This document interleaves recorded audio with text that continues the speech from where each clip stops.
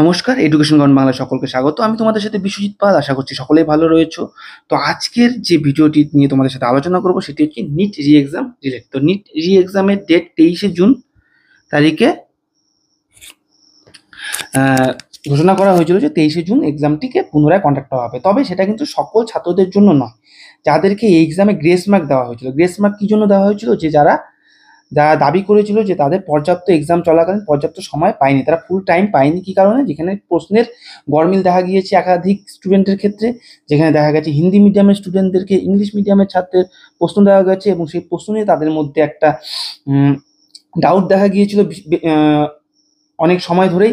তো সেখানে তাদের পর্যাপ্ত সময় পায়নি এবং তারা কোর্টের কাছে গেলে সেখানে কোর্ট কিন্তু সুপ্রিম কোর্ট কিন্তু রায় দেয় এবং এই যে গ্রেস মার্ক, তাদেরকে সময়ের ভিত্তিতে গ্রেস মার্ক যে দেওয়া হয়েছিল, সেখানে কিন্তু এনটিএ যে আছে, যে এক্সামটিকে কন্ডাক্ট করছিল, তারা স্বীকার করে নিয়েছিল যে হ্যাঁ, নিটে আমরা গ্রেস মার্ক দেওয়া হয়েছে এই সময়ের ভিত্তিতে এবং সিসিটিভি ফুটেজের চেক করার পরে। তবে তাদেরকে বলা হয়েছে যে তারা এনটিএ আবার স্বীকার করেছে যে তাদেরকে আবার রি এক্সাম দিতে হবে এবং যারা দিতে চায় তারা অবশ্যই এক্সামে পৌঁছবে এবং যদি কেউ এই এক্সাম দেওয়া থেকে বিরত থাকতে চায় তাদেরকে তাদের যে গ্রেস মার্ক সহ যে নাম্বারটা রয়েছে সেটাতে গ্রেস মার্ক সরিয়ে নাম্বারকে শো করাতে হবে। এই ছিল ইস্যু এবং সেখানে কিন্তু বিভিন্ন স্ক্যামও দেখা গেছে কোশ্চেন লিকের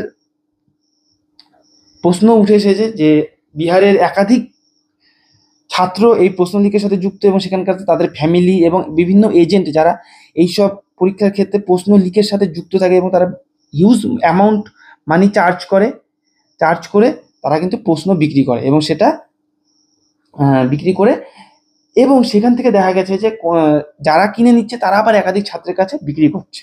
তো এইভাবে কিন্তু একটা বিশাল স্ক্যামের শিকার হতে হয় এবং সেটা ধরাও পড়েছে, অনেকটা ক্ষেত্রে প্রমাণিত হয়েছে। বিহারের একাধিক ক্ষেত্রে দেখা যাচ্ছে প্রায় 13 জনের মতন কিন্তু ছাত্র সহ প্যারেন্টস সহ এবং সেই স্ক্যাম যারা করেছে সেই যে এজেন্টরা তাদেরকে সহ কিন্তু 13 জনেরও বেশি লোককে গ্রেপ্তার করা হয়েছে। তবে সেটা পরবর্তীতে আরও এখন রাজনৈতিক তরজা চলছে এবং সেখানে রাজনৈতিক কোনো হাত রয়েছে কিনা সেটাও কিন্তু এখন বিচারাধীন। তবে অবশ্যই সেটা বিচারের পরেই বোঝা যাবে সঠিক কি রায় আসে। তবে নিটের যে একটা এক্সাম কন্ডাক্ট করা হচ্ছিল সেটা কিন্তু গত 23শে জুন, মানে রিসেন্টলি হয়ে গেল। তো এখানে যতজন ছাত্র তোমার রি এক্সামের জন্য সিলেক্টেড ছিল সেখানে কিন্তু দেখা গেছে যে সকল ছাত্র সেখানে উপস্থিত হয়নি। সেখানে দেখা গেছে 52% ছাত্রই প্রেজেন্ট ছিল এবং 48% ছাত্র কিন্তু অ্যাবসেন্ট ছিলেন। কেন ছিলেন এটা তাদের ব্যাপার, কারণ এটা হয়তো তাদের র্যাঙ্ক এমন জায়গায় রয়েছে, হয়তো তাদের গ্রেস মার্ক ছাড়াও তারা একটা পর্যাপ্ত একটা ভালো একটা ইনস্টিটিউট পেয়ে যাবে, ভালো একটা কলেজ পেয়ে যাবে হয়তো, তার জন্য আর তারা রি এক্সামে বসেনি। কিংবা আবার তারা ভাবছে যে আমরা যদি এক্সামে বসি তাহলে হয়তো জেনে যাবে যে আমরা স্ক্যামের সাথে যুক্ত। এখানে হয়তো থাকতে পারে, এখানেও একাধিক ছাত্র স্ক্যামের সাথে যুক্ত থাকতে পারে, আবার কেউ ইনোসেন্টও থাকতে পারে। আমি এটা কোনো সিদ্ধান্তে আমি যাচ্ছি না, কারণ এটা ক্লিয়ার নয়। তো এখানে যে 1563 ছাত্রর মতন যে রি এক্সামের জন্য তাদেরকে সিলেক্ট করা হয়েছে তাদের মধ্যে 52%ই প্রেজেন্ট ছিল। তো দেখা যাক সামনের যে রয়েছে যে 1563 ছাত্র, তাদের মধ্যে 48% এলিজিবল ক্যান্ডিডেট স্কিপ, মানে সেটা এক্সামে পৌঁছয়নি, এক্সাম হলে পৌঁছয়নি। তাহলে পৌঁছয়নি, এর কোন এক্সাম হলে কতজন ছাত্র ছিলেন এবং কতজন পৌঁছায়নি সেটা কিন্তু এই ডাটার সাথে এখানে রয়েছে। তো সেটাও আমরা দেখে নেব। এখানে দেখো কি বলেছে, the highest number of students eligible for the retest were for 2 centres of Chhattisgarh. ছত্তিশগড়ের 2টো সেন্টার থেকে সব থেকে বেশি ছাত্র এই এক্সামে টেস্টের জন্য কিন্তু সিলেক্ট হয়েছিল এবং সেখানে 1563 candidate eligible to appear for the exam the under graduate national eligibility, যেটাকে নিট ইউজি বলা হচ্ছে, ন্যাশনাল এলিজিবিলিটি কাম এন্ট্রান্স টেস্ট, সেটাতে সিলেক্ট হয়েছিলেন এবং অনলি 813 জনই, যেখানে অ্যাপ্রক্সিমেট 52% রবিবার দিন উপস্থিত ছিল এক্সাম হলে এবং অন্যান্য যে 750 জন আরও যে ছিলেন, যেখানে পার্সেন্টেজ আনুমানিক বলা হচ্ছে যে 48%, তারা কিন্তু সেই এক্সাম দেওয়া থেকে বিরত ছিলেন। অর্থাৎ কি, তাদের ক্ষেত্রে দেখা যাবে যে তাদের শুধুমাত্র মেন যে মার্কস তারা পেয়েছে সেটাকেই তারা কাউন্ট করতে হবে, তাদেরকে কোনো গ্রেস মার্ক তারা কাউন্ট করতে পারবে না। এবং যারা এক্সাম দিয়েছে তাদের কিন্তু আলাদাভাবে রেজাল্ট সামনে আসতে চলেছে, যেহেতু এনটিএর তরফ থেকে বলা হয়েছিল যে যারা প্রেজেন্ট থাকতে পারে তারাও থাকতে পারে এবং যারা না যাদের ইচ্ছে যে এই এক্সামে অ্যাবসেন্ট থাকবে, যারা উপস্থিত থাকবে না, তাদেরকে কিন্তু তারা অ্যাবসেন্ট থাকতে পারে এবং তাদের মার্কসের ক্ষেত্রে গ্রেস মার্ক অ্যাড হবে না। এখানে বলছে the 3.5 hour long exam was conducted across 7 centre, 7টি সেন্টারে করা হয়েছে in the state of Chhattisgarh, Gujarat, Haryana, Meghalaya এবং ইউনিয়ন টেরিটরি চণ্ডীগড়ের 7টি সেন্টারে এটাকে কন্ডাক্ট করা হয়েছে, যেটা রিটেস্ট করা হয়েছে। সেখানে 563 ক্যান্ডিডেট এলিজিবল ছিল অ্যাপিয়ার হওয়ার জন্য এই রিটেস্টে, এবং সেখানে সুপ্রিম কোর্টের আদেশ অনুযায়ী কিন্তু এটাকে কন্ডাক্ট করা হয়েছিল। এবং দেখা গেছে যে এটা গ্রেস মার্কের ভিত্তিতে যে যাদেরকে মার্কস দেওয়া হয়েছিল তাদেরকে সিলেক্ট করা হয়েছিল, এবং দেখা গেছে এখানে একাধিক ছাত্র, প্রায় 67 জন ক্যান্ডিডেট কিন্তু 720 মধ্যে 720 পেয়েছিলেন, এবং সেটা এনটিএ কিন্তু পরবর্তীতে দেখিয়েছিল আফটার গ্রেস মার্ক ওয়ার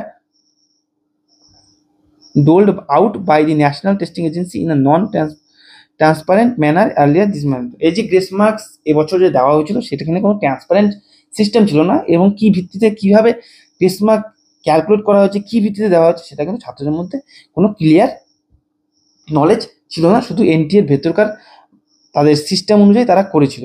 এখানে স্ক্যামও থাকতে পারে, সেই জন্য কিন্তু সুপ্রিম কোর্ট রায় দিয়েছিল যে রি এক্সামের কন্ডাক্ট করার জন্য।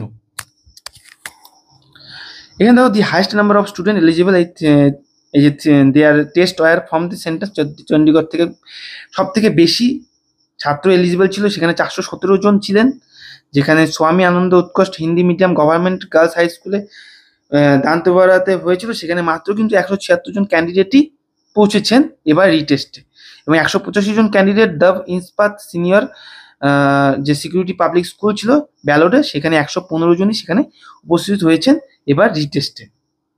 ঠিক আছে, তো এখানে দেখো সিমিলারলি একইভাবে 312 জন এলিজিবল ক্যান্ডিডেট, যেটা দ্য পুলিশ পাবলিক স্কুল ঝাঁঝারে ছিলেন, সেখানে কিন্তু 178 জনই উপস্থিত হয়েছিলেন। ঠিক আছে, রিটেস্টে। আর 182 জন এলিজিবল ক্যান্ডিডেট কেন্দ্রীয় বিদ্যালয় ঝাঁঝার, সেখানে 182 জনের মধ্যে 109 জনই উপস্থিত হয়েছিলেন। মেঘালয়ে দেখা গেছে 464 জন ক্যান্ডিডেটের মধ্যে, যেটা ডন বস্কো কলেজে ছিল এক্সাম পড়েছিল, সেখানে কিন্তু 223 জন ক্যান্ডিডেটই উপস্থিত ছিলেন। এবং গুজরাটে দেখা গেছে যে Mount লিটেরা G school at Surat, Chandigarh, সেখানে দেখা গেছে যে শুধুমাত্র 2 জন এলিজিবল ক্যান্ডিডেট ছিল, কিন্তু 2 জনই কিন্তু অ্যাবসেন্ট ছিলেন।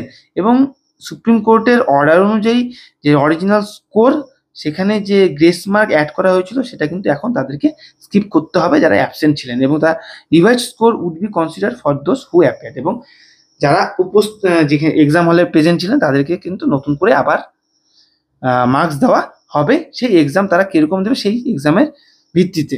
এবং retest was held a day after central bureau investigation, CBI ইনভেস্টিগেশনের পরেই কিন্তু এটা রিটেস্ট করা হয়েছে, এবং filed first information report and connection to NEET UG held on May 5, যেটা মে মাসের 5 তারিখে হয়েছিল। After a complaint was filed by the education ministry of amid protest by student against the paper leak অ্যালিগেশনে huge যে mass protest, এবং সেখানকার যে দেখা গিয়েছিল এডুকেশন মিনিস্ট্রির সামনে, সেখানে কিন্তু তার ভিত্তিতে এটা করা হয়েছিল। 63 candidate have been divert in relation to irregular relate to NEET, including 17 from Bihar and 30 for Godhra and Gujarat। এদের ক্ষেত্রে কিন্তু দেখা গেছে যে কি এই পেপার লিকের অ্যালিগেশন এসেছে, এবং বিভিন্ন রকম ইরেগুলারিটিসও দেখা গেছে তাদের এক্সামের ক্ষেত্রে।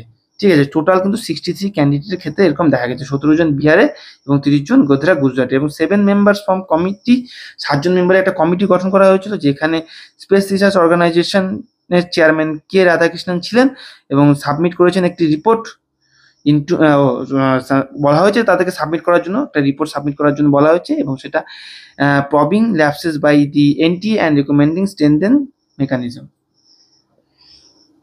এনটিএর যে প্রসেস চলছে সেটা ল্যাপস হয়ে গেছে, কিভাবে তারা কাজ করছে এবং তারা কেন এরকম স্ক্যামের মতন এটা তাদের কন্ডাক্ট করতে পারলো না এক্সামটাকে এত সুন্দরভাবে, এত বড় একটা এক্সাম, ছাত্রদের যে মেডিকেল এক্সাম, এন্ট্রান্স এক্সাম, এটাকে এত বড় এক্সাম হওয়া সত্ত্বেও তারা কিভাবে কন্ডাক্ট করছে, কেন এরকম স্ক্যামের শিকার হলো, কেন কন্ডাক্ট করতে পারলো, কেন পেপার লিক হলো, কেন এরকম গ্রেস মার্ক দেওয়ার ক্ষেত্রেও ট্রান্সপারেন্সি কেন পালন করা হয়নি, এবং এক্সামের ক্ষেত্রেও কিন্তু দেখা গেছে তারা অনেক ট্রান্সপারেন্সি দেখায়নি, এবং অনেক নিয়ম নিষ্ঠায় দেখা গেছে সেটা লুকিয়ে গেছে। তো এটা পরবর্তীতে যদিও হিউজ প্রোটেস্টের পরেই সামনে এসেছে। তো দেখা গেল কি যে রিটেস্টের যে রায় দেওয়া হয়েছিল সুপ্রিম কোর্টের তরফ থেকে, এবং এনটিও মেনে নিয়েছিল যে রিটেস্ট করানো হবে, কিন্তু সেখানে কিন্তু 1563 ছাত্রের মধ্যে 1563 জন ছাত্র উপস্থিত ছিল না, যদিও বলাই হয়েছিল যে যারা চায় এক্সাম দিতে তারা বসতে পারবে, এবং যারা যাবে না তারা না চাইলে নাই বসতে পারে, এবং সেক্ষেত্রে তাদের গ্রেস মার্কটা যোগ করা হবে না মার্কস কাউন্টের ক্ষেত্রে। তো এই হচ্ছে ব্যাপার। 52% প্রেজেন্ট ছিল, 48% অ্যাবসেন্ট ছিল, কোন সেন্টারে কতজন প্রেজেন্ট ছিল সবই বলে দিলাম। তো এই ছিল তথ্য আজকের ভিডিওতে। আশা করছি ইনফরমেটিভ মনে হয়েছে, ইনফরমেশনটা তোমাদের কাজে লাগবে, এবং যদি যারা চ্যানেল নতুন আছো চ্যানেলটিকে সাবস্ক্রাইব করে দেবে, পাশে তো বেল আইকনে গিয়ে অল নোটিফিকেশনে ক্লিক করে দেবে, যাতে পরবর্তী সকল ভিডিও নোটিফিকেশন তোমরা সবার আগে পেয়ে যাও, এবং তোমাদের বন্ধুদের সাথে শেয়ার করতে পারো, যাতে তারাও এই ভিডিও থেকে ইনফরমেশন নিতে পারে। তো অবশ্যই শেয়ার করবে। তো চলো, ভিডিওটি ভালো লাগলে লাইক করে দাও। পরবর্তী ভিডিওতে দেখা হচ্ছে। সবাই সুস্থ থাকো, ভালো থাকো। জয় হিন্দ, জয় ভারত, ধন্যবাদ।